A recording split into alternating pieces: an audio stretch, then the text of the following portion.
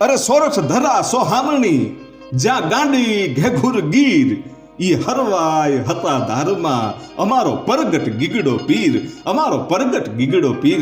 એવો આંબાજર નદીના કાંઠે સતનો આધાર એટલે સતાધાર, અને ઈ સતાધારનો આપો ગીગો, અને ઈ આપા ગીગાના શિષ્ય એટલે વાલબાઈમાં. અને વાલબાઈમાંના સંપૂર્ણ જીવન ચરિત્રની આપણે વાત કરવી છે, એના ઇતિહાસની વાત કરવી છે કે જેણે એવી ભક્તિ તો કરી, એવા પરચાઓ તો આપ્યા, પણ જ્યારે આપા ગીગાનો અંત સમય હતો ત્યારે ખૂબ સેવા તો કરી. પણ જ્યારે સંતોને જાવાની ઓજ આવે છે, ઓજ એટલે કે આપણી ભાષામાં કહીએ તો ઉલટી કરે, જે આપણે ઉલટી કરીએ છીએ એમ સંતોને જ્યારે જવાનો સમય થાય ત્યારે ઓજ આવે છે. ઈ ઉલટી જ્યારે આપા ગીગાએ કરીને ત્યારે ખોબો ધરી અને માં વાલબાઈમાં છે ને ઈ ઉલટી પી ગયા હતા. અને ઈ ઉલટી શા માટે પીવી પડી, અને આપા ગીગાના શિષ્ય શા માટે બન્યા, અને કઈ જ્ઞાતિમાંથી આવે છે, અને આ ભક્તિના માર્ગે કઈ રીતે નીકળ્યા, એની બધી આપણે વાતો કરવી છે. અને શ્યામજી બાપુ જે સતાધારમાં થયા, એ શ્યામજી બાપુ અને મોહન બાપુ બંને ભાઈઓએ આ જે વાલબાઈમાંની જગ્યા હતી મોટા ભલગામમાં, એ જગ્યાએ સેવા કરી છે. ભૂખ્યા દુખ્યાને રોટલો બનાવીને આપ્યો છે શ્યામજી બાપાએ અને મોહન બાપાએ. શ્યામજી બાપા જેવા મહાન સંતે પણ આ વાલબાઈમાંની જગ્યામાં એમ કહેવાય છે કે સેવા પૂજાઓ કરી છે. એટલે કેવી જગદંબા હશે એ માં વાલબાઈમાંની આપણે વાત કરવી છે. અને બગસરાથી પશ્ચિમે અને બિલખાથી પૂર્વ અને લશ્કરી માણેકવાડાથી એકદમ નજીક એવું ધમધમતું ગામ એટલે મોટા ભલગામ. એ મોટા ભલગામમાં માં વાલબાઈમાં થયા. અને વાલબાઈમાંની જો વાત કરવી હોય તો આપણે મૂળિયું તપાસવું પડે. એટલે પટેલ જ્ઞાતિના ગોધાણી શાખના બે સગા ભાઈઓ કાનજી બાપા અને દેવજી બાપા, એ બંને ભાઈઓ છે. એમાંથી કાનજી બાપા છે એ ગાયકવાડી સરકારની પટલાઈ કરતા, અને જે દેવજી બાપા છે એ પોતે પોતાનો ઘરનો વ્યવહાર સંભાળે અને ભૂખ્યા દુખ્યાને અને સાધુ સંતોને રોટલો ખવડાવે. સાધુ સંતોની ખૂબ સેવા કરે. એમ સમય જાતા દેવજી બાપાના લગ્ન થયા, અને એમના પત્ની જેમ સોનામાં સુગંધ ભળી જાય એમ અમૂલામાં જે આવ્યા, એ અમૂલામાં પણ એમ કહેવાય છે કે આ દેવજી બાપાની ભક્તિમાં ભળી ગયા. ભાઈ જેમ સોનામાં સુગંધ ભળે એમ અમૂલામાં છે એ દેવજી બાપાની ભક્તિમાં ભળી ગયા. અને પછી તો અમૂલામાં છે એ રોટલા કરતા હોય, અને દેવજી બાપા છે એ પોતે કરતાલ લઈ અને કીર્તન ગાતા હોય ને સામે જીલવા વાળી અમૂલામાં હોય ભાઈઓ. અને સાધુ સંતો આવે ત્યાં તો આમ ગાડા ઘેલા થઈ જાય કે અમારે આંગણે આજ સાધુ આવ્યા છે, કોઈ ગરીબ માણસને ભૂખ્યો ન રહેવા દે. એવું ભક્તિમય જીવન જીવતા જીવતા દેવજી બાપા અને અમૂલામાં એમને ઘરે 6 સંતાનો થાય છે.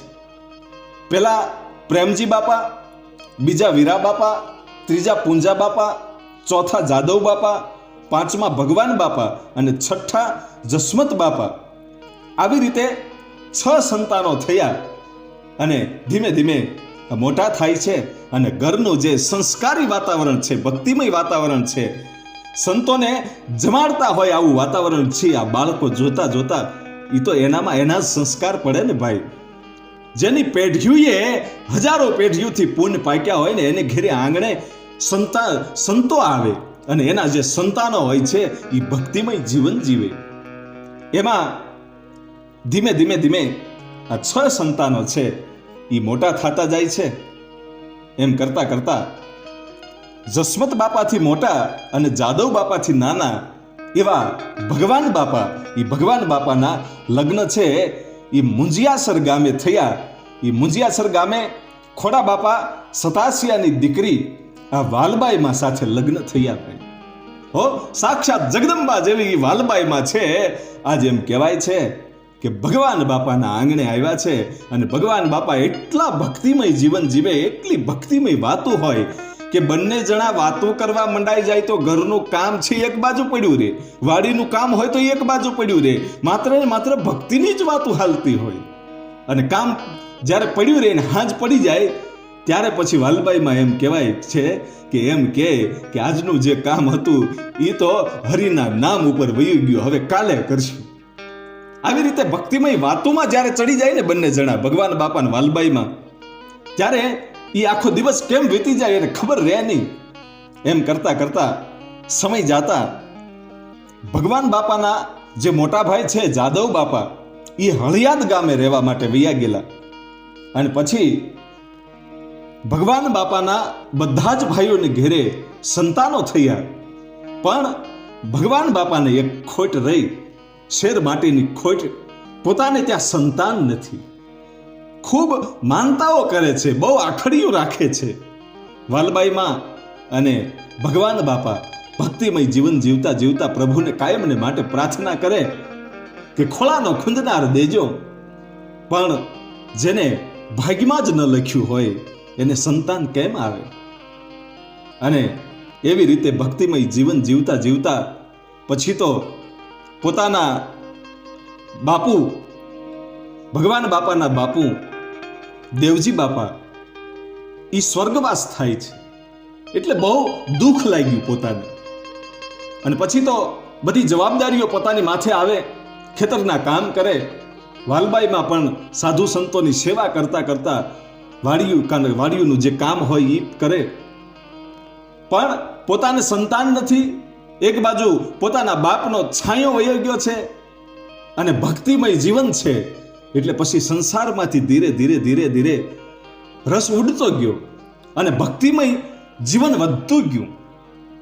અને પછી નક્કી કર્યું કે ભાગ્યમાં સંતાન નહીં હોય, પણ ભક્તિ તો આપણા બાપની છે ને, આપણે તો માત્ર હવે ભક્તિ જ કરવી છે એવો વિચાર કરી અને બંને જણા ભક્તિ કરતા જાય, વાડીનું કામ કરતા જાય. અને વાડીમાંથી જે કાંઈ અન્ન આવે એ પોતે ખાય અને સાધુ સંતોને ખવડાવે. એટલી બધી જમીન તો હતી નહીં, 2 હાથીની જમીન હતી. એ ભલગામથી આથમણી દિશામાં ફુલજર નદીના કિનારે હતી એ 2 હાથીની જમીન. અને એમાં એમ કહેવાય છે કે ખેડે ને ઉપજ લે અને સાધુ સંતોને ખવડાવે.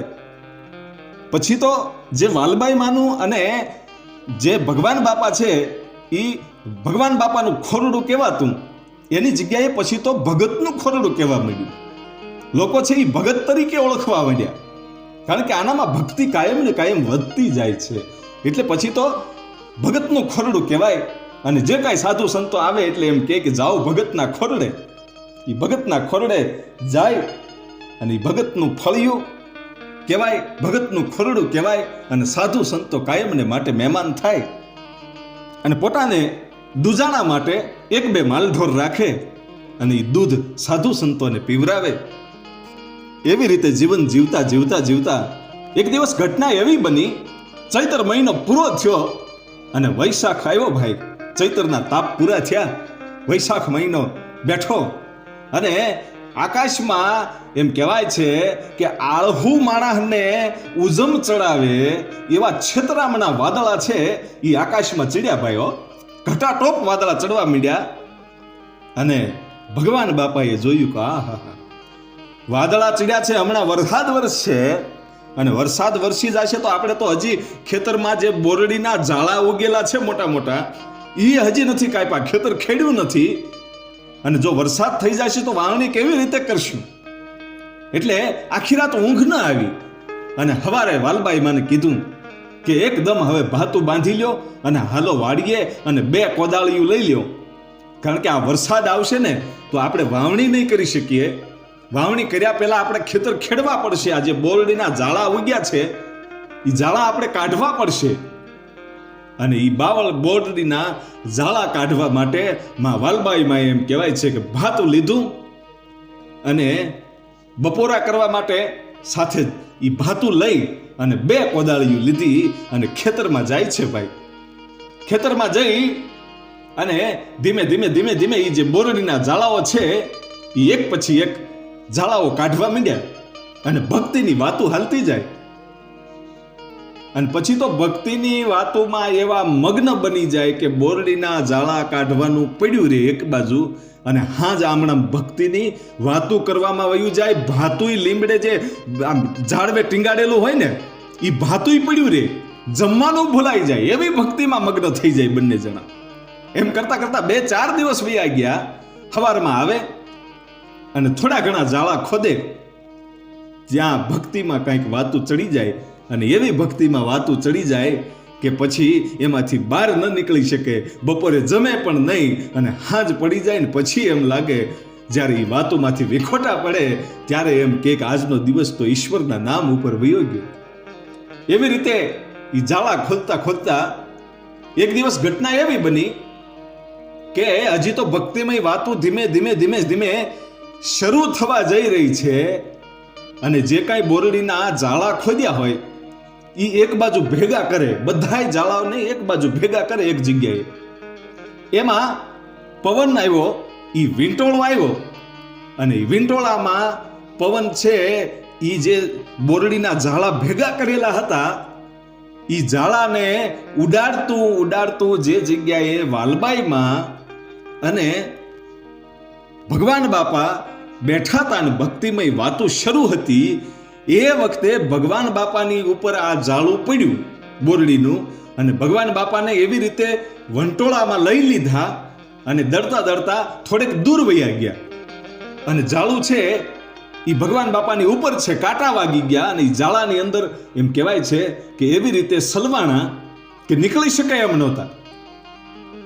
ઘણી કોશિશ કરી કે આ જાળાની અંદરથી હું નીકળી જાઉં પણ એટલા બધા કાંટા હતા ને અંદર એવી રીતે સલવાણા હતા કે નીકળી શકાય એમ હતા નહીં. એટલે માં વાલબાઈ માને સાદ કર્યો અને કીધું કે લે હવે આ જાળામાંથી મને કાઢો, હે કે હું એવો હલવાણો છું આ જાળામાં કે હું નીકળી શકતો નથી, તમે મને આમાંથી કાઢો. અને એ વખતે વાલબાઈમાં હાલતા હાલતા ભગવાન બાપા પાસે આવે છે અને એમ કહે છે કે આ સંસારનું જે જાળું છે ને એ આવું જ છે. સંસારમાં આપણે ઘૂસી ગયા પછી એમાંથી નીકળી શકતા નથી. આ જાળમાંથી તો કાઢવા વાળો આપો ગીગો હતાધાર બેઠો છે. હે કે આ બધી જે જીવનની જંજાળ છે ને એમાંથી આપણે નીકળી ન શકીએ, એમાંથી કાઢવા વાળો તો આપો ગીગો છે એમ વાત કરી અને પછી જાળામાંથી એમ કહેવાય છે કે વાલબાઈમાં છે એ ભગવાન બાપાને કાઢે છે, એ કાંટા કાઢ્યા અને પછી એમ કહેવાય છે કે પાછા કામે લાગે છે. કામ કરતા કરતા જ્યારે થાક્યા ત્યારે એક વિહામો લીધો અને ભગવાન બાપાને તરસ લાગી એટલે કીધું કે પાણી લાવો. અને જે પાણીની મટકી હતી એ મટકી લેવા માટે જ્યારે વાલબાઈમાં જાય છે ત્યારે મટકી ફૂટી ગયેલી, આમ પાણી ઢોળાઈ ગયેલું હતું. જરાક મટકી ફૂટી ગઈ અને ઢોળાઈ ગયું હતું અને ખબર પડી કે કાગડાઓએ આ માટલીમાં પાણી પીવા માટે માટલી ઢોળી નાખી છે, થોડીક કાંઠામાંથી ફૂટી ગઈ માટલી. એટલે ભગવાન બાપા કે હવે તો શું કરશું કે હું આ ફુલજર નદીનો કાંઠો છે, હમણાં પાણી ભરીને આવું છું. અને વાલબાઈમાં એ ફુલજર નદીનું પાણી ભરીને આવ્યા અને પાણી પાયા પછી જે ઉપર કાગડાઓ અને પક્ષીઓ જે ઉડે છે ત્યારે વાલબાઈમાં એમ કહે છે કે જુઓ તો ખરા, ભગવાન બાપાને એમ કહે છે વાલબાઈમાં કે જે આ ઉનાળાનો આવો તાપ પડે અને એમાંથી જમીનમાંથી વરાળ બની અને ઝાંઝવા થાય એટલે આ ઝાડવાઓને એવું લાગે છે કે જે પક્ષીઓ છે એને એવું લાગે છે કે આ પાણી છે એ પાણીની પાછળ દોડે છે, આ ઝાંઝવાની પાછળ દોડે છે, પણ એ તો ખોટા પાણી છે. એને એમ થાય છે કે હમણાં આંબી જાઉં, હમણાં આંબી જાઉં, પણ એ ખોટા પાણીને કેવી રીતે આંબી શકે. એમ જ આપણા જીવનમાં માં વાલબાઈમાં વાત કરે છે. સાંભળજો કેવી ડાય વાત કરી છે. જોજો જેણે એક એકડો ભણતર ન ભણ્યો હોય એની પાસે વાતું કેવી હોય, વિચાર કરજો. આ તો સાક્ષાત જોગમાયા જેવી માં વાલબાઈમાં એમ કે છે કે આપણે સંસારમાં છે ને આ બધાય કામની પાછળ દોડ્યા કરીએ છીએ પણ આપણને કાંઈ મળતું નથી. આ જેમ ઝાંઝવા બળે છે અને પક્ષીઓને એમ થાય છે કે હમણાં આંબી જાવું, એમ આપણે આખી જિંદગી કામની પાછળ પડ્યા રહીએ છીએ અને એમ લાગે છે કે આપણે કંઈક પ્રાપ્ત કરી લઈશું પણ આ જિંદગીમાં આ સંસારમાં આપણને કાંઈ મળવાનું નથી. એટલે ભગત મને તો એમ થાય છે કે આ બધું જ છોડી અને આપણે ઈશ્વરની ભક્તિ કરીએ. હે કે હા, એમ કરતા કરતા પાછા કામ કરવા માંડ્યા. પણ ભગવાન બાપાને એકનો એક જ વેણ છે ને એ મગજમાં ઘૂમે છે. કામ કરવામાં મન લાગતું નથી ને એકની એક વાત મગજમાં ઘૂમે છે કે જે વાલબાઈમાં શબ્દો બોલ્યા હતા કે આપણા સંસારના જંજાળમાંથી કાઢવા વાળો તો આપો ગીગો છે. અને આપણે આ સંસારની પાછળ ખોટા દોડીએ છીએ અને એમ લાગે છે કે આ બધું છોડી અને માત્ર ને માત્ર ભક્તિ કરીએ. કામ લાગતું નથી મન.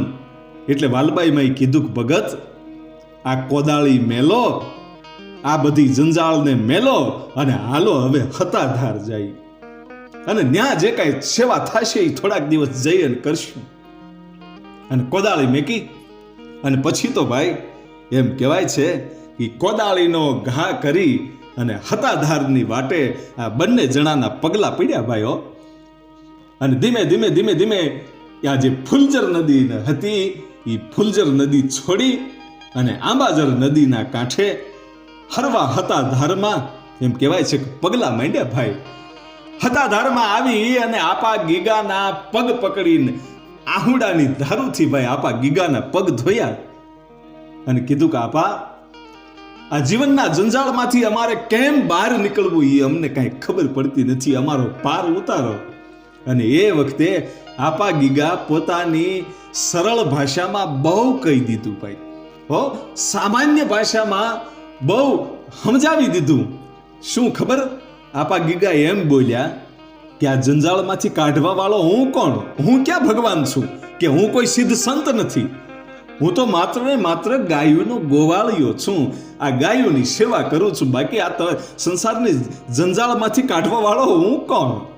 અને તમારે એમાંથી નીકળવું હોય તો અહીંયા ટેલ કરો, થોડાક દિવસ રહ્યો અને ભજન કરો અને અહીંયા સેવાઓ કરો. આપા ગીગાએ સરળ ભાષામાં વાત કરી. શું કામ? કે હું કોઈ મોટો સિદ્ધ સંત છું એ એને દેખાડ્યું નથી. બાકી એ તો સિદ્ધ જ હતા, એનામાં તાકાત હતી, જે ધારે એ કરી શકે એવો મહાન સંત ઓલિયો હતો. છતાંય એણે પોતાની જાતનું અભિમાન ન કર્યું અને એમ કીધું કે હું તો નાનો એવો ગાયું ચારવા વાળો ગોવાળિયો છું ને અહીંયા ટેલ કરું છું. બાપા, એ આપણું હારા હારા માણસનું અભિમાન ઉતરી જાય જો સમજાઈ જાય તો. એટલે કીધું કે બાપા, અમે અહીંયા ટેલ કરવા માટે, અહીંયા સેવા કરવા માટે તૈયાર છીએ. અને ત્યારે માં વાલબાઈમાં એમ કહે છે કે રસોડાનું કામ બધું જ મને ફાવે છે. હું તો કણબીની દીકરી છું, પટેલની દીકરી છું, એટલે મને કોઈ કામ અજાણ્યું નથી બાપા. એ બધું જ કામ હું રસોડાનું છે ને, વાસણ ઉટકવાનું, જે કાંઈ છે રોટલા ઘડવાનું, એ બધું કામ હું સંભાળી લઈશ. ત્યારે આપા ગીગાએ કીધું કે કાંઈ વાંધો નહીં, રસોડાનું તમે સંભાળો અને ખેતી કામ છે એ ભગવાન બાપાને કીધું ખેતી કામ તમે સંભાળી લ્યો. અને પછી તો ભાઈ ખેતી કામ, બળદોની સેવા, ગાયોની સેવા એ ભગવાન બાપાએ ઉપાડ્યું અને ભૂખ્યા દુખ્યાને ટુકડો ઘડીને દેવો એ વાલબાઈ માએ ઉપાડ્યું ભાઈ. હતાધારની સેવા કર્યો, જબરજસ્ત સેવા કરી. અને ભગવાન બાપા અને માં વાલબાઈ માની સેવાથી આપા ગીગા બહુ રાજી થયા. અને આપા ગીગાએ ભગવાન બાપાને કીધું કે માંગી લ્યો, આજ હું તમારી ઉપર ખુશ છું, તમારે જે જોઈએ માંગી લ્યો. અને એ વખતે ભગવાન બાપા એમ કહે છે કે બાપા, મારે શું જરૂર છે? હું તો બધું છોડીને આવ્યો છું, મારે કાંઈ જરૂર નથી, પણ આપની ભક્તિમાં રહું અને મારા ઘેરે સાધુ સંતો આવે ને એ ભૂખ્યા ન જાય એવા આશીર્વાદ આપો. આપા ગીગાએ આશીર્વાદ આપ્યા. અને પછી માં વાલબાઈ માને પૂછ્યું કે તમારે જે ઈચ્છા હોય એ કયો. અને કીધું કે આપા, તમે જાણો છો હું એક સ્ત્રી છું અને કોઈ પણ સ્ત્રીને માં બનવાની બહુ ઈચ્છા હોય, એના કોડ હોય. અને એ વખતે આપા ગીગા એમ કહે છે કે મૂળ તો તમારે માં બનવું છે ને, તમારે એક જ દીકરાની માં બનવું એની કરતા આખા જગતની માં બની જાને. આપો ગીગો એમ કહે છે. શું કામ? કે એના ભાગ્યમાં સંતાન લખેલું નહોતું, એટલે આપા ગીગાએ એમ કીધું કે તમારે એક સંતાનની માં બનવું એની કરતા આખા જગતની માં બની જાવ ને. ત્યારે વાલબાઈ માએ એમ કીધું કે આપા, એ તો તમારી દયા હોય તો થાય. અને પછી આપાએ આશીર્વાદ આપ્યા અને પછી એમ ટેલ કરતા હતા. અને એક દિવસ આપા ગીગાએ એમ કીધું કે હાજે આ આરતી થાય એ પછી રાત્રે સાક્ષાત ગંગા અને યમુના અહીંયા આવવાના છે, એટલે કોઈ પણ વ્યક્તિ સ્નાન કરી લેજો. અહીંયા ગંગા અને યમુના આવશે, એના જળથી તમે સ્નાન કરી લેજો. આવું કીધું. અમુક માણસોને સમજાણું, અમુક માણસોને ન સમજાણું. એટલે પછી તો આરતી થઈ, ભોજન થયા, સત્સંગ શરૂ થયો અને અડધીક રાતને ટાણે આપા ગીગાએ જોરથી નાદ કર્યો ભાઈ, હો હર હર કરીને નાદ કર્યો. અને એવે વખતે આઘા પાછા જે થઈ ગયેલા માણસો હતા એ ગડગડતી ડોટું મૂકીને આપા ગીગા પાસે આવી ગયા. ખબર પડી ગઈ કે કાંઈક એવું બનવાનું છે કે આજ કોઈક માણસ છે ન્યાલ થઈ જવાનો છે. આપા ગીગા કોની ઉપર કૃપા કરે એનું કાંઈ નક્કી નહીં. ગંગાને યમુનાની જે વાત કરી હતી એ વાત અહીંયા આવે છે. અને એમ કહેવાય છે કે આપા ગીગાએ જે હર હરનો નાદ કર્યો એ પછી વાલબાઈ માને કીધું કે વાલબાઈ જટ કાંઈક વાસણ લઈ આવ, હે કે એકાદું પાત્ર લઈ આવ્યું કે કાં કે મને ઓજ આવે છે, એટલે કે ઉલટી થાય છે. એટલે વાલબાઈમાં કીધું કે આપા આ મારા શરીરથી પવિત્ર વાસણ બીજું તો કયું હોય, બીજું પાત્ર કયું હોય? અને ખોબો રાખ્યો અને આપા ગીગાએ ઉલટી કરી ભાઈઓ, ઉલટી કરી એક વખત. અને આપા ગીગા કહે છે કે જોજે હો વાલબાઈ, આ ટીપા જ્યાં પડશે ને ત્યાં દીવા પ્રગટશે, એટલે ધ્યાન રાખજે. એટલે નક્કી કર્યું. આપા ગીગા કહે છે કે સારી જગ્યાએ નાખજે આને, હે કે હા તારા ખોબામાં તે લઈ લીધું છે, આનાથી પવિત્ર બીજું વાસણ ન હોઈ શકે, પણ એના જ રેલા ઉતરી અને જ્યાં ત્યાં ટીપા પડશે તો ગમે ત્યાં દીવા થશે. આપા ગીગા કહે છે કે આને જેવી તેવી જગ્યાએ નાખતી નહીં. એટલે પછી વાલબાઈમાં છે ને એ પોતાનો ખોબો ભરેલો હતો ને આપા ગીગાએ કરેલી ઓજ એ ઉલટી એમ કહેવાય છે કે ઘટઘટાવી ગયા, પોતે પી ગયા કે જ્યાં ત્યાં નખાય નહીં આને. એટલે પોતાના શરીરમાં નાખ્યું અને બીજી વાર ઉલટી થઈ, બીજી વાર ખોબો ધર્યો અને ઈ પણ પી ગયા. અને ત્રીજી વાર ઓજ આવી, એ ત્રીજી વાર પણ ત્રણ ખોબા ઉલટીના આ વાલબાઈમાં આપા ગીગાની પીધી હતી. હો ભાઈ, એ પ્રસાદી છે એવું વિચારી અને પી ગયા. અને ચોથી વાર જ્યારે એબ આવતી હતી એ વખતે આપા ગીગાએ કીધું કે ત્રણ ભાગ તું લઈ ગઈ છો, હવે ચોથો ભાગ તો અહીંયા રહેવા દે હતા ધર્મા. હો આવી આખી ઘટના બનેલી.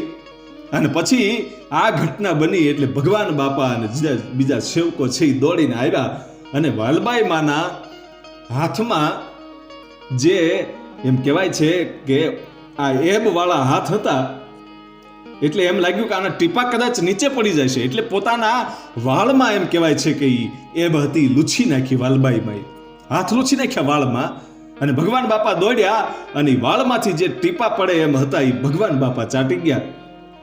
આ પ્રસાદી લઈ લીધી ભાઈ. અને પછી તો આપા ગીગા છે એ માં વાલબાઈ માને એમ કહે છે કે વાલબાઈ તને તો આ જગત માં કહેશે અને ભગવાન તને આ જગત છે એ પીર તરીકે પૂજશે. હો એ આશીર્વાદ આપી દીધા અને કીધું.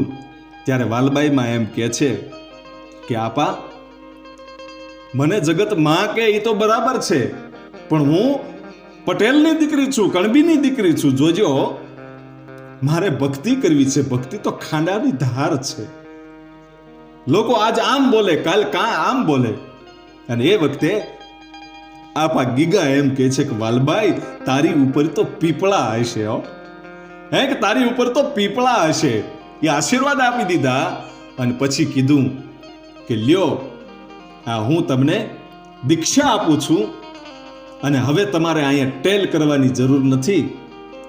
તમે જાઓ તમારા આંગણે અને ત્યાં જઈ લ્યો આ જોળી અને આ ઝંડો, ત્યાં ધર્મની ધજા ફરકાવો તમારા આંગણે અને સાધુ સંતોને ગરીબોને ટુકડો દેજો. ટુકડો ત્યાં હરી ટુકડો. એ મંત્રને યાદ રાખી અને કાયમને માટે ભક્તિ કરજો અને કાયમ તમારી ભક્તિ છે એ અમર થાય. અને વાલબાઈ તને આખું જગત માં તરીકે પૂજશે અને ભગવાન તને આખું જગત પીર તરીકે પૂજશે. આ મારા આશીર્વાદ છે. એ આપા ગીગાએ એમ કહેવાય છે કે આશીર્વાદ આપી દીધા અને જોડી અને ઝંડો લઈ અને મોટા ભલગામમાં એમ કહેવાય છે કે આજે આવે છે. એ વખતે જે ભગવાન બાપાના ભાઈઓ હતા ઈ અને આખું મોટું ભલગામ છે. હવને ખબર પડી કે માં વાલબાઈમાં અને ભગવાન બાપા આવે છે, આપા ગીગાના ટેલિયા છે એ આવે છે. ત્યારે આખા ગામે થઈ અને એમ કહેવાય છે કે એનું સામૈયું કર્યું ને વાજતે ગાજતે લાવ્યા ભાઈ માં વાલબાઈમાં અને ભગવાન બાપા મોટા ભલગામમાં તો આવ્યા, પણ સતાધારમાં એક નિશાની મુકતા આવ્યા. આપા ગીગાની જે ગાદી છે ત્યાં આપા ગીગાએ બહુચરમાનું સ્થાપન કર્યું હતું અને એની બાજુમાં કોઠારમાં વાલબાઈમાએ ખોડિયારમાંનું સ્થાપન કર્યું હતું. એ ખોડિયારમાંની જે યાદી છે એ આજે પણ ત્યાં છે. એ ખોડિયારમાંનું સ્થાપન માં વાલબાઈમાએ કરેલું છે. અને પછી તો અહીંયા ટુકડો શરૂ થયો, ભજન અને ભોજન શરૂ થયું ભાઈ મોટા ભલગામમાં. ટુકડો ત્યાં હરી ઢુકડો એ મંત્ર શરૂ થયો અને પછી દર મહિને બીજ, અગિયારસ અને પૂનમ એનો સત્સંગ શરૂ થયો. અને પછી દર અમાસે ભગવાન બાપા અને માં વાલબાઈમાં છે એ જુનાગઢ જાય અને ભવનાથના સાધુડાને જમાડે. એવી રીતે દર વર્ષે પોતે સાધુડાને એમ કહેવાય છે કે દર અમાસે જમાડવા માટે જાય. એવી રીતે ધીમે ધીમે ધીમે ધીમે સાધુ સંતોને ટુકડો આપે, સેવા કરે, એ ધર્મની ધજા લહેરાય. એમ સમય જાતા એકવાર ઘટના એવી બની કે ભગવાન બાપા અને વાલબાઈમાં છે એ ભવનાથમાંથી સાધુડાને જમાડીને પાછા આવતા હતા.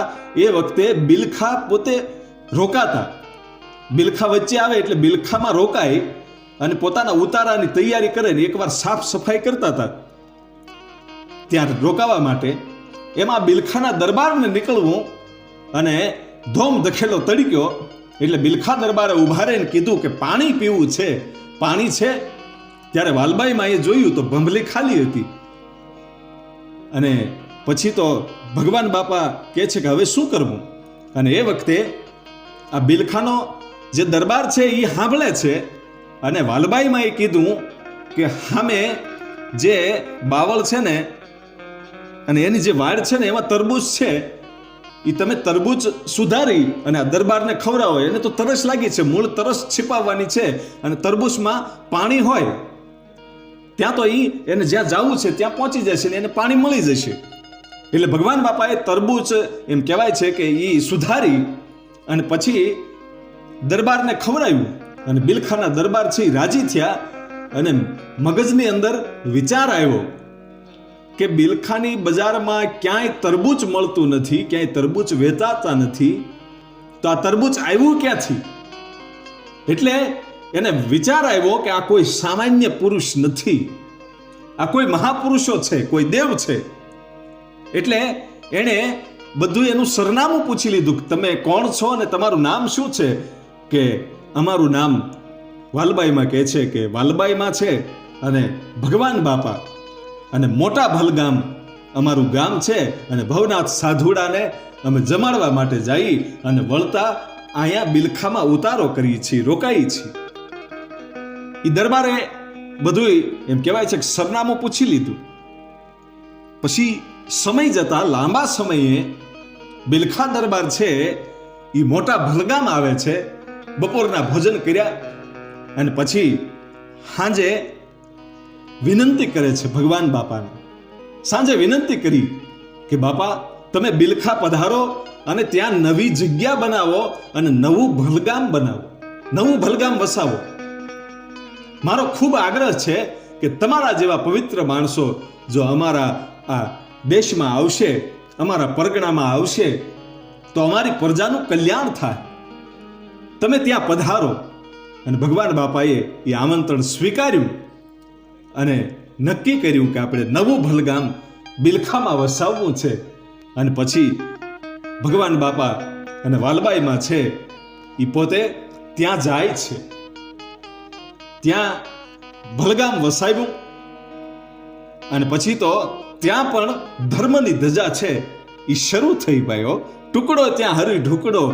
એ ભલગામ જ્યાં બિલખા ભલગામ કહેવાય છે એ ભલગામ પણ એમ કહેવાય છે કે ભગવાન બાપાએ અને વાલબાઈમાં એ વસાવ્યું. ત્યાં પણ ટુકડો શરૂ થયો અને પછી તો બિલખા દરબારે એમ કહેવાય છે કીધું કે જે કાંઈ જરૂરિયાત હોય એ કહેજો. એ ઝૂંપડા બનાવ્યા અને આથમણા બારના દેવળ ચણાવ્યા અને એમાં ભગવાન રામદેવજી મહારાજ તથા ગુરુ ગાદીની સ્થાપના કરી ભાઈ. અને ગુરુગાદીની સ્થાપના કરી એ વખતે પૂજ્ય વાલબાઈ માએ આપા ગીગાને અને બીજા સંતોને એમ કહેવાય છે કે તેડાવ્યા, અને એ હાજરીમાં માએ પોતે ચૂંદડી ઓઢી અને જે સ્તંભ હોય એ સ્તંભને વધાવ્યો, અને એ સ્તંભ એમ કહેવાય છે કે કોઈ પણ મહેનત વગર એ ભગવાન રામદેવજી મહારાજનો જે સ્તંભ છે એ સ્તંભને ઊભો કર્યો. અને એ વખતે આપા ગીગા છે એ સતાધારથી પીપળાની એક ડાળ લાવેલા, અને ડાળનું ત્યાં ડાળને રોપી. ભાઈ પીપળાની ડાળ આપા ગીગાએ રોપી, અને એ પ્રથમ આશ્રમની મોટા ભલગામથી આ બીજું ભલગામ વસ્યું. એ બિલખા ભલગામમાં એ પીપળાને રોપ્યો, અને આપા ગીગાએ એ ખુદ એ સતાધારથી ડાળ લાવ્યા હતા, એ પીપળો રોપ્યો. અને પ્રથમ આશ્રમ ભલગામ પછી આ બીજું ભલગામ, એ પ્રથમ આશ્રમ માં વાલબાઈમાં અને ભગવાન બાપાનો એ આશ્રમ શરૂ થયો. અને ધીમે ધીમે સમય જતો જાય છે. એમાં એકવાર ઘટના એવી બને છે કે ભગવાન બાપા કંઈક કામસર બારગામ જાય છે, અને એ વખતે ભગવાન બાપાના જે ભાઈ છે જસમત બાપા, એ જસમત બાપાને સર્પદંશ થયો. સર્પદંશ થયો એટલે માં જે છે એમના જનેતા અમુલામાએ ખૂબ કોશિશ કરી. ભુવા, ભરાડી, ઇલમી જાણવા વાળા, ઝેર ઉતારવા વાળા ઘણાય માણસોને ભેગા કર્યા, પણ ઝેર ઉતર્યું નહીં. અને એવે વખતે હાંજનું ટાણું થયું, અને ભગવાન બાપુ છે એ આવ્યા અને હાથ પગ ધોઈ અને પછી મંદિરમાં જઈ અને માળા કરવા માંડ્યા. પણ આ વાતથી પોતે અજાણ હતા ભગવાન બાપા કે પોતાના ભાઈ જસમતને સર્પદંશ થયો છે, એ અજાણ હતા. અને માને જ્યારે ખબર પડી ત્યારે અમુલામાં છે એ ગડગડતી દોટ મૂકી અને આવ્યા અને ભગવાન બાપાને વાત કરી કે સર્પદંશ થયો છે અને કોઈથી ઝેર ઉતરતું નથી, હવે કરવું શું? અને એ વખતે ભગવાન બાપા કહે છે કે ધાર્યું ધણીનું થાય, આપણું શું થાય? એમ કહી અને કીધું કે એક જળની ટબુડી મને ભરીને આપો પાણીની. અને અમુલામાં છે એ પાણીની ટબુડી ભરીને જાય છે, અને પોતે જે માળા કરતા હતા એ માળા એ ટબુડીમાં બોલી, અને પછી કીધું કે જાઓ આ પાણી છે એ તમે જસમતને પાઈ દો. અને એ માં અમુલામાં છે એ ટબુડી લઈ અને જસમતને જ્યારે પાય છે ત્યારે જસમત બાપા છે એ ઊભા થાય છે. ઝેર ઉતરી ગયું ભાઈ, હો ઝેર ઉતરી ગયું. અને એને ખબર પડી ગઈ કે ભગવાન બાપાના માં વાલબાઈમાં છે એ કોઈ સામાન્ય પુરુષ નથી. અને પછી એના પગમાં પડી અને પછી એમ કહેવાય છે કે જગ્યામાં પોતે સેવા કરવા માટે જસવંત બાપા લાગી જાય છે ભાઈઓ. પોતે પણ ટેલીઓ બની ગયા. અને પછી સમય જતા ભગવાન બાપાના જનેતા પોતે સ્વર્ગવાસ થાય છે. અને એ પછી એમનો ધૂમધામથી એમ કહેવાય છે કે માનો ભંડારો કર્યો. અને પછી તો કંકોત્રી લખાણી અને ગામો ગામના માનવ મેરામણ અને સાધુ સંતોને ભાઈ તેડાવ્યા. અને એ વખતે એટલું બધું માણસ હતું કે 5060 લોકો તો પીરસવામાં હતા. હો, આ ઇતિહાસ સાક્ષી પુરાવે છે કે 5060 લોકો છે એ તો માત્ર ને માત્ર પીરસવામાં હતા. અને જસમત ભગત છે એ ગાડા ભરી ભરી અને જે કાંઈ અનાજ હતું, જે કાંઈ વસ્તુ હતી લાવવામાં હતા. અને એ વખતે ગુરુ ગાદીને એમ કહેવાય છે કે આપા ગીગાને પણ તેડાવેલા. અને એ વખતે સ્તંભનું પૂજન થયું. અને એ ધૂમધામથી એમ કહેવાય છે કે માનો ભંડારો પૂરો કર્યો તો એવો આ જબરજસ્ત એમ કહેવાય છે કે આયોજન થયેલું. અને ત્યારબાદ વાલબાઈમાં અને ભગવાન બાપાનો જય જયકાર બોલ્યો તો. અને જે જગ્યાએ પહેલા જ્યારે આશ્રમની સ્થાપના થઈ એ વખતે આપા ગીગા જે પીપળાની ડાળ રોપી હતી એ પીપળાની બાજુમાં જ એમ કહેવાય છે કે માં અમુલામાની સમાધિ આપવામાં આવી હતી. અને એની ઉપર પછી મંદિર બનાવવામાં આવ્યું, નાની એવી ડેરી બનાવી. અને પછી ધીમે ધીમે એ ભક્તિમય જીવન જીવતા જીવતા સાધુ સંતોને ટુકડો આપતા આપતા સમય વ્યતીત થતો જાય છે. અને એકવાર ઘટના એવી બની કે માં વાલબાઈ માને નીકળવું, અને એક ડેલીમાંથી એક માણસ છે માધાભાઈ નામનો, એ માણસ એ પોતે બહાર બેઠો બેઠો રડે છે ઊભો ઊભો. અને વાલબાઈ માએ જોયું કે ભાઈ કેમ આંખમાં આહુડા છે. અને એ વખતે માધાભાઈ એમ વાત કરે છે કે માં, મારો બળદ મરી ગયો છે, હે કે મારો બળદ મરી ગયો છે. અને એ વખતે વાલબાઈમાં એમ કીધું કે તું તો નિંદ્રાળ છો, તને કાંઈ ખબર પડતી નથી, બળદને કાંઈ નથી થયું, એને નિરણ નાખ, એને એકાદો પૂળો નાખને તો ઈ બેઠો થાય, ઈ ભૂખ્યો છે, મર્યો નથી. હો, એવું કીધું એટલે આ માણસ છે એ અંદર જઈ અને પૂળો નાખ્યો, મરી ગયેલો બળદ પડ્યો તો એ જગ્યાએ જઈ અને એ નિરણનો પૂળો મૂક્યો, એટલે એ બળદ બેઠો થઈ અને નિરણ ખાવા માંડ્યો. અને એ વખતે બંને હાથ જોડીને વાલબાઈ માના ચરણોમાં એ માધાભાઈ પડી ગયા હતા. અને એ વખતે વાલબાઈ માએ એમ કીધું તું કે આ બળદને હવે કોઈ દિવસ વેચતો નહીં. અને પછી એ બળદને માધાભાઈએ 13 વર્ષ સુધી ખેતરમાં હાંક્યો હતો.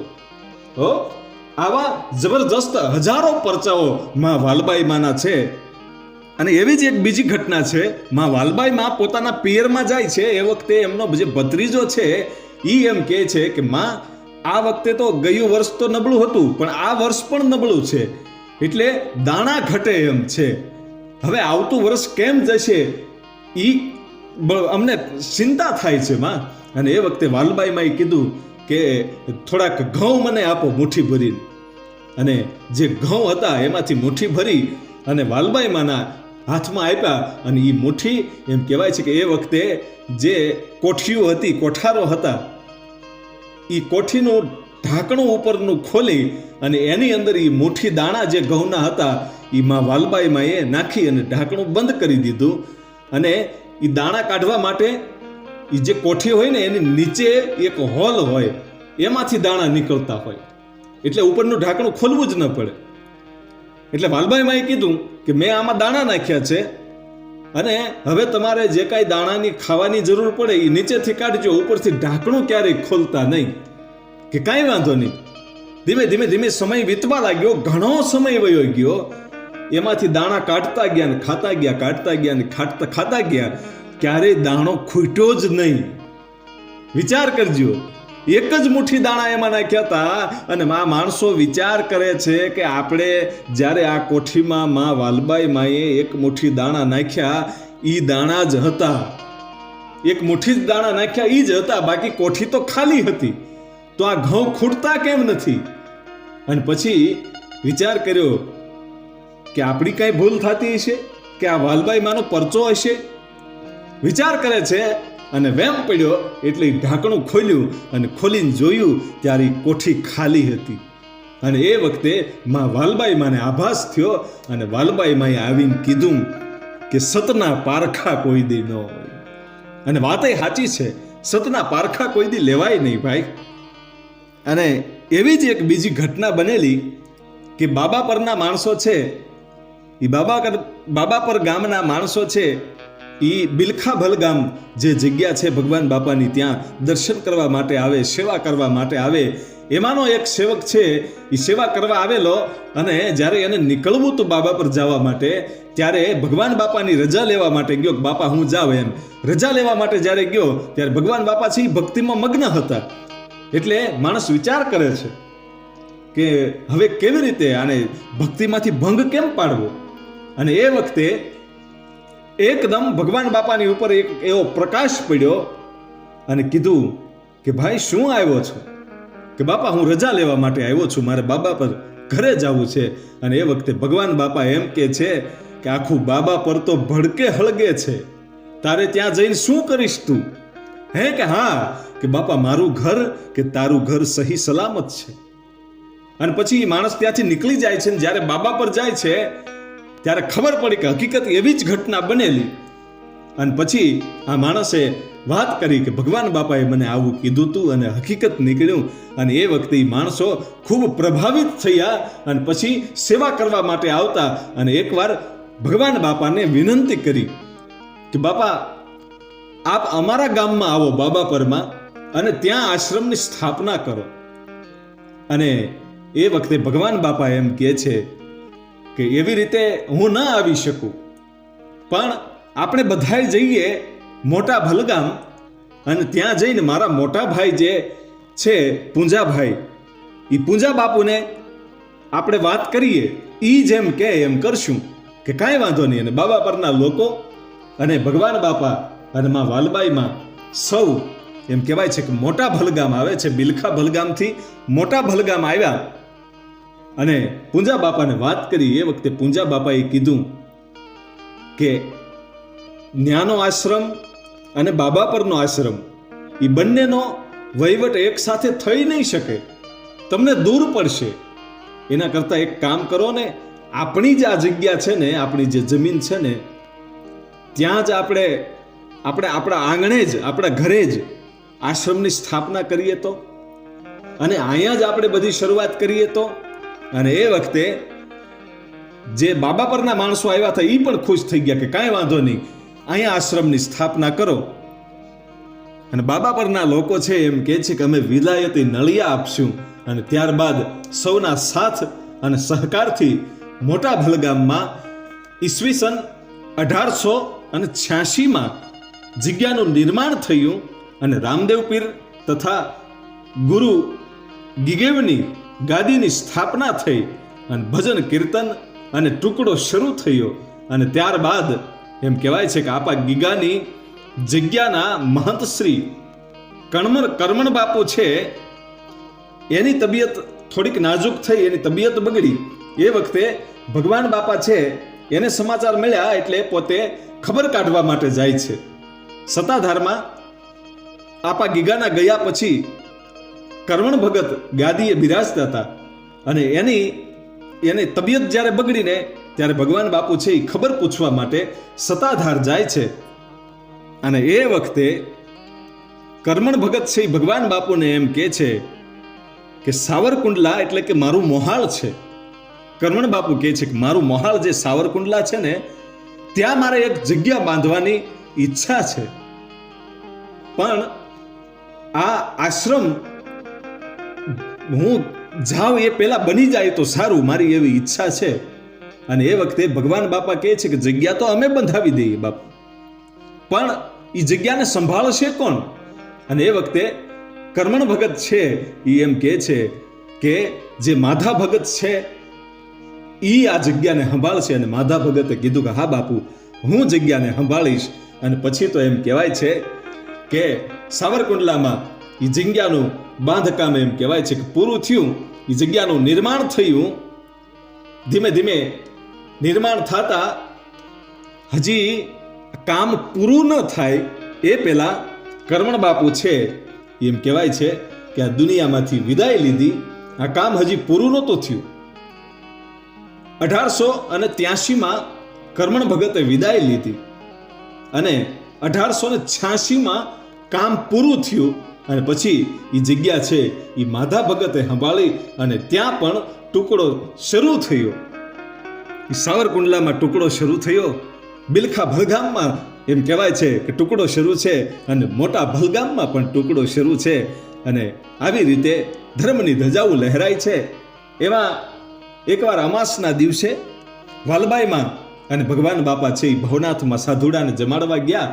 ત્યાંથી પાછા આવતા હતા ત્યારે રસ્તામાં રાહત કામ હાલતું હતું અને એમાં લોકો છે એ તન તોડ મહેનત કરતા હતા. એવે વખતે વાલબાઈમાં જોઈ ગયા કે ઓહો, આ પેટ કરાવે વેઠ. વાલબાઈમાં બોલ્યા કે ભગવાને પેટ ન આપ્યું હોત ને ઈશ્વરે તો માણસને એટલી બધી મહેનત ન કરવી પડે. માણસને કેવી રીતે મહેનત કરવી પડે છે, આવી હજી વાતો હાલે છે. એ વખતે એક મોણપરી ગામના વિધવા બેન લાડુમા કરીને નામ, અને એમનો દીકરો 3 વર્ષનો દીકરો ઈ કરશનને આંગળી પકડીને લાડુમાં આવ્યા અને માને પગે લાગ્યા, વાલબાઈ માને, અને કીધું કે અમારી જેવી કાંઈ સેવા હોય તો કહેજો. અને એ વખતે વાલબાઈમાં એમ કહે છે કે બેન, તમારે આ એકનો એક દીકરો છે, તમે વિધવા છો તો અમારી હારે વહી આવો ને, ત્યાં તમારાથી જે થાય એ સેવા કરજો, ટુકડો આપજો લોકોને, અને તમારો રોટલો અમને મોંઘો નહીં પડે. કે ના બાપા ના, હું એવી રીતે ના આવી શકું, હું એમણે મફતમાં કેમ તમારું ખાવ. કે કાંઈ વાંધો નહીં, અત્યારે તમારી ઈચ્છા ન હોય તો કાંઈ નહીં, પણ જ્યારે ઈચ્છા થાય ત્યારે તમે મોટા ભલગામ આવી જાજો, કે કાંઈ વાંધો નહીં. અને પછી જ્યારે કરશન માંદો પડ્યો એ વખતે લાડુમાએ માનતા કરી કે હું મોટા ભલગામ વાલબાઈ માની જગ્યામાં ટેલ કરીશ, સેવા કરીશ, એવી માનતા કરી અને કરશન સાજો થઈ ગયો. ત્યારબાદ કરશન અને એમના માં એમ કહેવાય છે કે લાડુમાં એ બંને છે એ મોટા ભલગામ આવે છે અને પછી ખૂબ સેવા કરી. ત્યારબાદ માં લાડુમાં છે એ એમ કહે છે ભગવાન બાપાને કે હવે હું રજા લઉં છું, મારી માનતા પૂરી થઈ, મારી ટેલ પૂરી થઈ ગઈ, પણ મારો જે આ દીકરો કરશન છે એને હું આ જગ્યામાં અર્પણ કરું છું અને હવે હું આ જગ્યામાંથી રજા લઉં છું. અને એ વખતે જસમત ભગત એમ કહે છે લાડુમાને કે તમે નિરાધાર છો, તમે એકલા ક્યાં ફરશો, આ દુનિયા તો દોરંગી છે, ન કરવાની વાતો કરશે એની કરતા અહીંયા રોટલો ખાવ ને બાપા. અને પછી માં લાડુમાં છે એ ત્યાં જ મોટા ભલગામમાં એ જગ્યામાં જ રોકાઈ જાય છે અને કરશન ધીરે ધીરે મોટો થતો જાય છે. અને ભગવાન બાપા તથા જસમત બાપાને સંતાન ન હોવાથી આ કરશનને નક્કી કરી નાખ્યું કે આપણી જગ્યાનો વારસદાર આ કરશન છે. હો, એ કરશન છે એ જગ્યાનો વારસદાર નિમાઈ ગયો. અને ત્યારબાદ સમય જાતા એમ કહેવાય છે કે એક સમય એવો આવ્યો, વિક્રમ સંવંત 1949 અને ઈસવીસન 1893 ફાગણ મહિનાની શુક્લ પક્ષની ઢળતી રાતે બીજ હતી.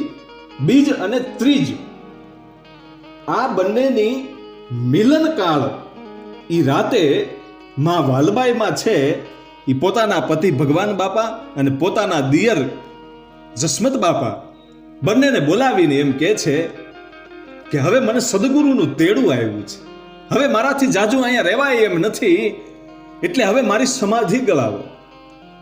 હે કે હા. અને ભગવાન બાપુ તો હદું જાણતા હતા, એને ખબર હતી કે સદગુરુનું તેડું આવ્યા પછી રોકાવાનું ન હોય. અને કીધું કે મારી હવે સમાધિ ગળાવો એમ કહી અને તરત જ માં વાલબાઈમાં છે પોતે સ્નાન કરી અને ભગવાનનું ધ્યાન કરી અને પછી પોતે લીલા પીળા વસ્ત્રો પહેરી અને આવ્યા ભાઈ. પણ માં સમાધિ લેવાના છે આ વાત છે એ વાયુ વેગે ભાઈ ગામમાં ફેલાઈ ગઈ અને ભક્તો છે એ એક પછી આવવા માંડ્યા અને માની સમાધિની પાલખી એમ કહેવાય છે કે તૈયાર થઈ ઢોલ નગારા વાગવા માંડ્યા.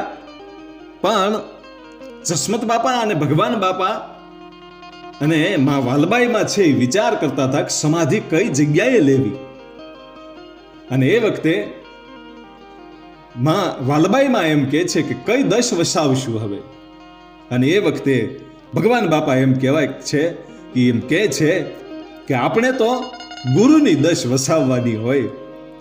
એટલે કે જે જગ્યા ભલગામ છે ત્યાંથી જે દિશા બાજુ સતાધાર હોય, આપા ગીગા એના ગુરુ હતા, એટલે એ દિશામાં આપણે સમાધિ લેવાની છે કે કાંઈ વાંધો નહીં. અને એ વખતે જે જસમત ભગત છે એ મૂંઝાણા અને કીધું કે ગુરુની દશ તો બરાબર છે, પણ સમાધિ કઈ જગ્યાએ આપવી.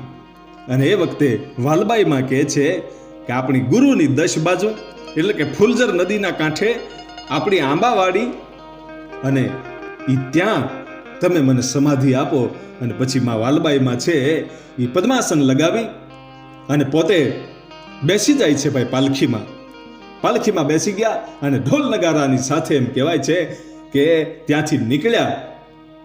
એમાં અમુક જે માણસો છે એ વખતે પટલાયું હાલતી હતી કે જે ગામનો મુખ્ય હોય એ કે એમ થતું, એટલે અમુક માણસોએ વિરોધ કર્યો કે સ્ત્રીઓને સમાધિ ન હોય, સાધુ સંતોને સમાધિ હોય, સ્ત્રીની સમાધિ ન હોય.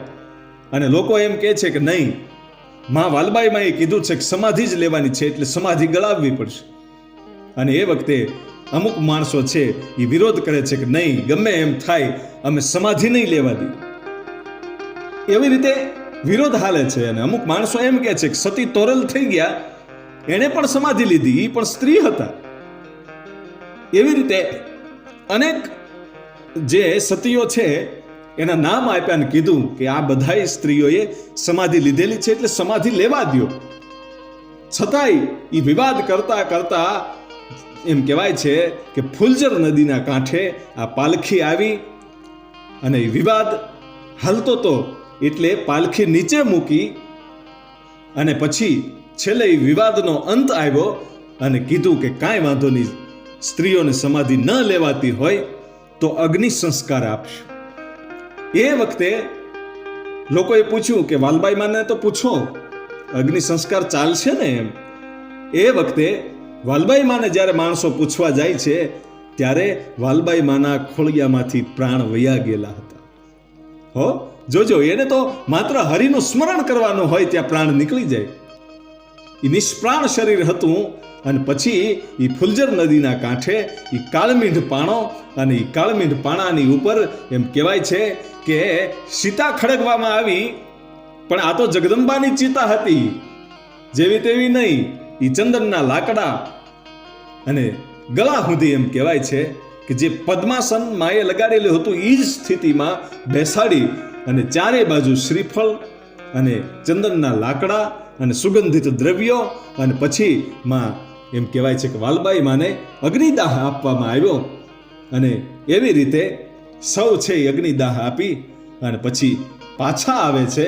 અને બીજા દિવસે જ્યારે આપણે સુવાળા કહીએ, જે વાળ મુંડાવે, મૂછ મુંડાવે, માથાના વાળ મુંડાવે, અને પછી સ્મશાને જઈ અને માણસો છે એ રાખને ઠારે પાણી નાખીને, કારણ કે રાખ તો 3 દિવસ સુધી એટલી જ ગરમ હોય કે જાણે આપણે ચિતા હળગતી હોય ત્યારે જેટલું ગરમ હોય એટલી જ રાખ છે એ બીજા 3જા દિવસ સુધી ગરમ હોય. અને એ વખતે જ્યારે માણસો છે એ ત્યાં રાખ ઠારવા માટે જાય છે, એ વખતે એ રાખની અંદર એ કાળમીંઢ પાણાની છીપર ઉપર રાખ પડી હતી માં વાલબાઈ માની. એ રાખ ઉપર જોયું ને ત્યારે પીપળો ઉગેલો હતો. હો, નાનકડો એવો પીપળો ઉગેલો હતો.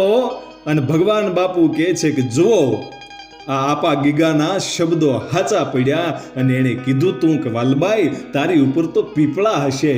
અને આજ પીપળો ઉગ્યો અને જોયું કે રાખ તો હજી ઠરી નથી.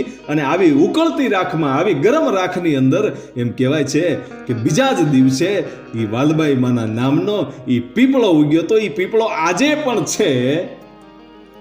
અને લોકોએ જઈ અને પછી બધાઈને વાત કરી. ભાઈ હો, બધાઈને વાત કરી કે ત્યાં પીપળો ઉગ્યો છે. અમુક માણસો છે એ સમજ્યા નહીં કે નહીં, આ વાત ખોટી છે. આટલી બધી ગરમ રાખમાં ક્યારે પીપળો થોડો ઉગે. અને નીચે તો કાળમીંઢ પાણાનું એ પથ્થર હતો, છીપર હતી, અને એ છીપર ફાડીને કઈ પીપળો ઉગે. અને એટલી બધી ગરમ રાખમાં હજી તો કાલે આપણે સૌને સળગાવ્યું છે, અને આજે એ રાખમાં પીપળો કેવી રીતે ઉગે? અને એ વખતે ભગવાન બાપા એમ કહે છે કે કાંઈ વાંધો નહીં, આજ રાતે તમારે સાક્ષાત્કાર જોવો હોય તો આવજો. એ પીપળામાં દીવા પ્રગટતા હશે. અને રાતે સૌ લોકો ગયા અને હકીકતમાં એવી જ ઘટના બની કે પીપળાના પાંદડે દીવા પ્રગટેલા હતા. અને સવે પછી વાલબાઈ માનો જય જયકાર કર્યો અને આ સાક્ષાત્કાર જોયો. અને પછી ત્યારબાદ એ પીપળાની બાજુમાં ભગવાન બાપાએ એમ કહેવાય છે કે દક્ષિણ બારની દેરી ચણાવી અને એક પૂજારીને ત્યાં સેવા પૂજા કરવા માટે રાખ્યા. અને ત્યારબાદ બિલખા ભલગામ અને મોટા ભલગામ તથા આ વાલબાઈ માનો પીપળો, આ ત્રણેય છે એ આસ્થાનું કેન્દ્ર બન્યું. અને ત્રણેય જગ્યાએ માણસો ખૂબ જાય અને સેવા પૂજા કરે અને ભક્તિ કરે. અને એ પછી જે બિલખા ભલગામ છે એ જગ્યા જસમત બાપુએ સંભાળી અને મોટા ભલગામ ભગવાન બાપુએ સંભાળી. આવી રીતે સમય જતા એકવાર સંધ્યા ટાણે 8-10 સાધુ છે એ આવ્યા અને કીધું કે અમારે ઘી ગોળનું ચૂરમું ખાવું છે. ત્યારે રસોઈયાને ભગવાન બાપુએ હુકમ કર્યો કે ઘી ગોળનું ચૂરમું બનાવીને આ સાધુડાને જમાડવાના છે. અને ચૂરમું બન્યું અને એ વખતે અમુક જે વિરોધી માણસો હતા એણે આવી અને એ ચૂરમામાં અને જે કાંઈ રસોઈ બની હતી એમાં ધૂળ અને કાકરા વેર્યા અને સાધુ છે એ નિરાશ થઈ અને 8-10 સાધુ છે એ ત્યાંથી વયા ગયા. અને એ વખતે ભગવાન બાપાને બહુ દુઃખ થયું કે મારે આંગણેથી આજ સાધુડા વયા ગયા અને આ વિરોધ કરવા વાળા માણસોએ આ પ્રસાદી બગાડી, ધૂળ નાખી, કાંકરા નાખ્યા. અને પોતે મૌન થઈ અને ઓરડામાં વયા ગયા. અને પછી અડધીક રાતને ટાણે પાછળની બારી ખોલી અને બારીએથી નીકળી અને વાલબાઈ માના પીપળે વયા ગયા. ભગવાન બાપા આજે ઘરે પોતે સદાવ્રત ચલાવતા હતા ત્યાંથી એમ કહેવાય છે કે વાલબાઈ માના પીપળે રાતના ટાણે વયા ગયા. એવા સમયે જસમત બાપુને જે બિલખા ભલગામની જગ્યામાં જસમત બાપુ હતા એને આભાસ થઈ ગયો. એટલે એ પણ ત્યાંથી વાલબાઈ માના પીપળે આવી ગયા અને રડવા લાગ્યા. અને એ વખતે ભગવાન બાપાએ કીધું કે હવે આપણે ત્યાં જવું નથી અને અહીંયા જ આપણે જગ્યાની સ્થાપના કરવી છે. અને પછી વાલબાઈ માનો જે પીપળો હતો ત્યાં જ એમ કહેવાય છે કે જગ્યાનું નિર્માણ થયું. અને ધીમે ધીમે ધીમે સમય જતા 10 વર્ષનો સમય ગયા પછી માં વાલબાઈ માના નિર્માણ પછી 10 વર્ષ પછી એમ કહેવાય છે કે વાલબાઈ માની પાછળ ભાગવત સપ્તાહનું આયોજન કર્યું. અને ઈસવીસન 1903 તારીખ 21 5મો મહિનો અને 1903ની સાલમાં વિક્રમ સંવત 1959 અને વૈશાખ વદ નોમ અને ગુરુવારના દિવસે ભાગવત સાથે ભંડારો આદર્યો. અને એ વખતે ગામો ગામ કંકોત્રી મોકલી અને આજુબાજુના 25 ગામના સાધુ બ્રાહ્મણોને તેડાવી અને બધાઈને જમાડ્યા અને દાન દક્ષિણા આપી. અને ઉનાળાનો સમય હતો એટલે લોકોએ કીધું કે બાપુ આ લાડવા જે આપણે બનાવ્યા છે પ્રસાદી તો પૂરી પડી જશે, પણ પાણી આટલું બધું કેવી રીતે પૂરું પાડશું? એ વખતે ભગવાન બાપા કહે છે કે આ ટાકોડીવાડીમાં જે કૂવો છે એમાં 2 કોહમાં લગાડી દો અને એ સીધો ધોરિયો વહેતો કરો ફૂલઝર નદીમાંથી, ત્યાં પાણી આવી જાય. લોકો વિચાર કરે છે કે ટાકોડીવાડીમાં જે કૂવો છે એમાં 2 કોહવા મૂકવાની તો વાત અલગ છે, પણ એમાં પાણી જ નથી. છતાંય ભગવાન બાપાને માન આપી, એના શબ્દોને માન આપી અને કૂવામાં 2 કોહ માર્યા અને એવું પાણી આવ્યું કે એ 2 કોહા હલતા થયા અને જે પાણીનો ધોરિયો છે વહેતો થયો, જાણે ફૂલઝર નદી છે એ જીવતી થઈ હોય એમ એ પાણી બધું આવ્યું અને પાણી પૂરું પડ્યું. અને પછી 1909ની સાલમાં ભગવાન બાપાએ મંદિરનું કામ આદર્યું. ત્યારે લોકોએ પૂછ્યું કે આ મંદિર કોના માટે? અને એ વખતે ભગવાન બાપા કહે છે કે મંદિર પૂરું તો થવા દો, બેસવા વાળા તો આવી જ જશે. એવું વાત થઈ. અને પછી મંદિરો છે એમ કહેવાય છે કે તૈયાર થયા અને સાધુ સંતોને તેડાવી સૌને જમાડી અને પછી ભગવાન બાપા છે એ જસમત બાપાને બોલાવ્યા અને સંકેત કર્યો કે આ વચલું મંદિર છે એ તમારું. કારણ કે ભગવાન બાપા જાણતા હતા કે મારા ગયા પછી જસમત ભગતની આયુષ્ય છે એ 6 મહિનાની જ છે, 6 મહિના જ રહેવાનો છે. એ વખતે ભગવાન બાપાએ કીધું કે મારા ગયા પછી તારે તો ઉંમર 6 વર્ષ છે, પણ હું તને 6 મહિના છે, પણ હું તને 1 વર્ષનો સમય આપું છું. જે આપણો કરશન નાનો છે એને આરતી કરતા શીખવાડી દેજે, એને ધૂપલિયું ફેરવતા શીખવાડી દેજે. અને પછી 1 વર્ષ સુધી ઈ આયુષ ભગવાન બાપાએ જસમત ભગતને આપી. અને પછી ઈસવીસન 1912માં તારીખ 29 9મો મહિનો 1912ની સાલ અને વિક્રમ સંવત 1968ના ભાદરવા વદ ત્રીજને રવિવારના દિવસે પૂજ્ય ભગવાન બાપુએ સમાધિ લીધી.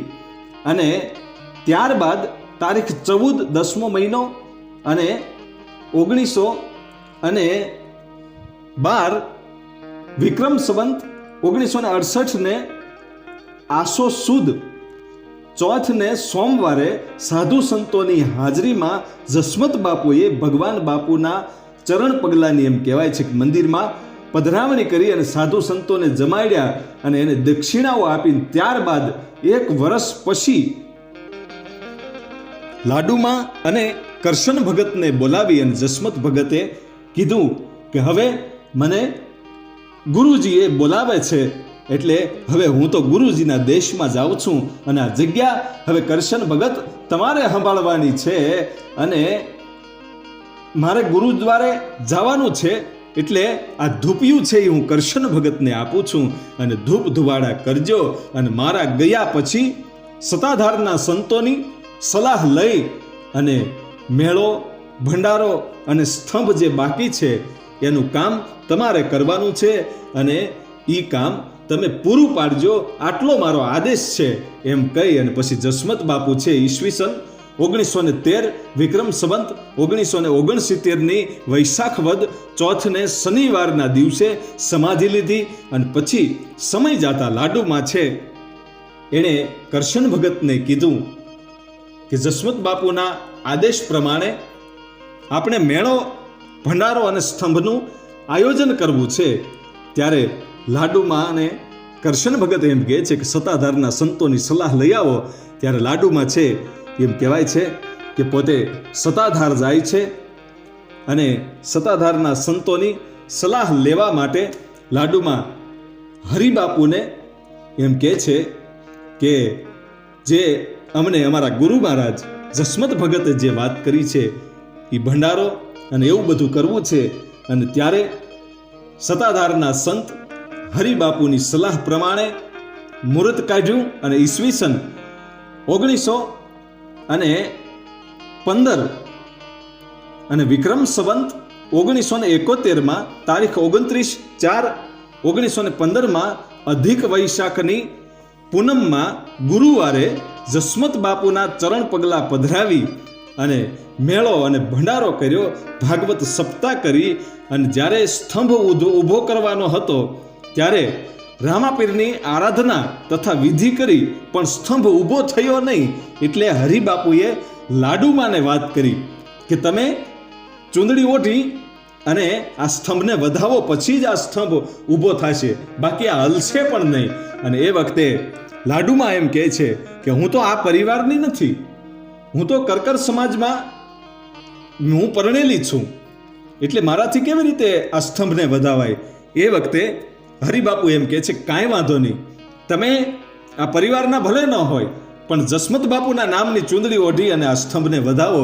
અને પછી લાડુમાએ સ્તંભને વધાવ્યો અને પછી સ્તંભ છે એ કોઈ પણ મહેનત વગર સ્તંભ ઊભો થઈ ગયો. અને ત્યારબાદ વાલબાઈમાનો જસમત બાપુનો અને ભગવાન બાપુનો એમ કહેવાય છે કે જય જયકાર થયો. આવો સંપૂર્ણ ઇતિહાસ હતો માં વાલબાઈમાનો. અને માં વાલબાઈમાના પુસ્તકનું પણ વિમોચન થયેલું છે. એ પુસ્તક તે જગ્યામાં મળે છે. એમાં તો ઘણું બધું લખેલું છે, આ તો આપણે થોડીક ટૂંકમાં વાત કરી છે. એટલે આપ એ પુસ્તક લઈ અને વાંચજો. જબરજસ્ત ઇતિહાસ હતો માં વાલબાઈમાનો. આપા